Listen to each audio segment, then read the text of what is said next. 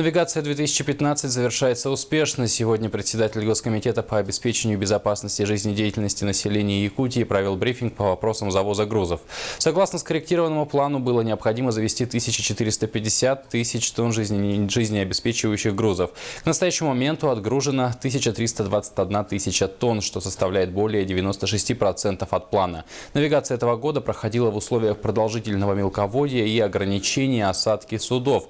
Вместе с тем, на северных реках грузы доставлены практически в полном объеме и даже с превышением плана. Сельхозпродукция для северных районов доставлена судами «Мальчиков» и «Магдебург». Отметим, объем перевозок составил 562 тонны груза, в том числе более 340 тонн картофеля, 150 тонн капусты и 72 тонн моркови.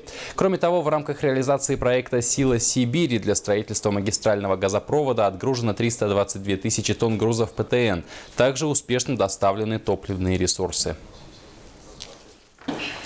По линии Саханнефтегазбыта у нас в связи с поздним подходом морского танкера «Индиго» имеется факт недозавоза 500 тонн бензина АИ-92, но там у нас годовой запас имеется, поэтому мы его спокойно доставляем по автозимнику. Это с учетом того, что нагрузки на бюджет не будет, то есть своими силами у нас Саханнефтегазбыт будет завозить.